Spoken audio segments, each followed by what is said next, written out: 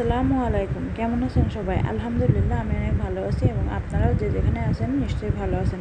চলে আসলাম সকাল সকাল বাসে করে উঠে কিছু শপিং করার জন্য নিউ মার্কেটের উদ্দেশ্যে। এই যে ট্রাফিক জ্যাম, এটা ঢাকা শহরে নিত্য নতুন জিনিস না, নিয়মিত জিনিস। সো অধৈর্যকেও ধৈর্যশীল তৈরি করে দেবে। আর এই যে কিউট কিউট পুতুলগুলো দেখতে পাচ্ছেন, এগুলো দেখলে কার কার আমার মতো লোভ হয় বলেন তো?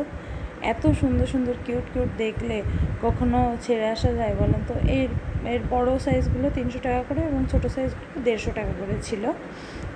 অনেক সুন্দর, ছোটো বাচ্চাদের জন্য খুবই পারফেক্ট।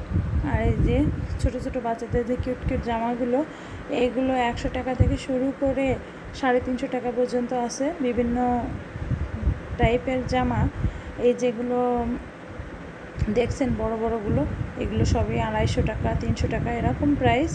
আর প্যান্টগুলোর বিভিন্ন রেটের আছে, 100 টাকার আছে, 150 টাকা আছে, 180 টাকা আছে। তারপরে চলে আসলাম এই যে গস কাপড়ের দোকানে। এই মামাদের গস কাপড়ের দোকানের কথা কি বলবো, মানে মেয়েদের দুর্বলতার জায়গা যদি থাকে তো নিউ মার্কেট অন্যতম, এটা বলাই যায়। কারণ এখানে গেলে আমার মনে হয় না কোনো মেয়ে যে একটা জিনিস কিনতে যাব সে একটা জিনিস কিনে ফিরে আসবে। তার মিনিমাম মানে সে না চাইলেও তো 2-3টে ব্যাগ হয়ে যায়, এরকম অবস্থা।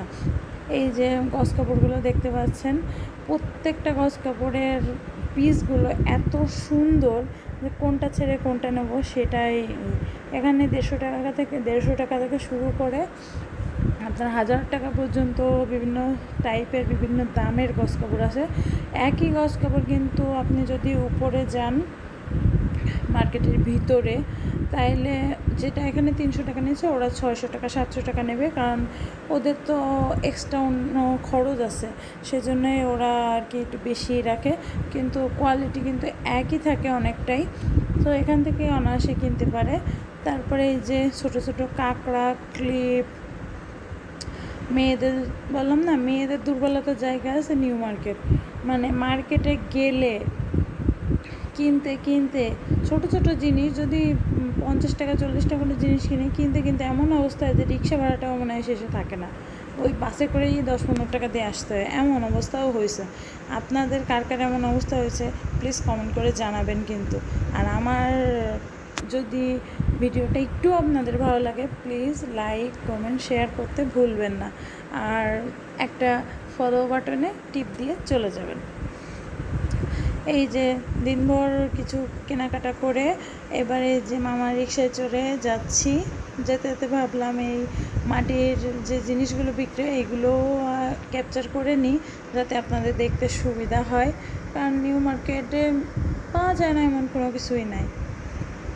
বলে না টাকা থাকলে বাঘের চোখ মেলে ঢাকা শহরে, আসলেই তাই। কিন্তু আমাদের মধ্যবিত্তদের সব কিছু হলেই হয় না, ওই চোখের শান্তি বড় শান্তি, হাতের মনের শান্তিটা, চোখের শান্তি বড় শান্তি, হাতের মনের শান্তির দরকার নেই, এরকম অবস্থা। আর এখন যে দাম ভাই রে ভাই কি বলবো।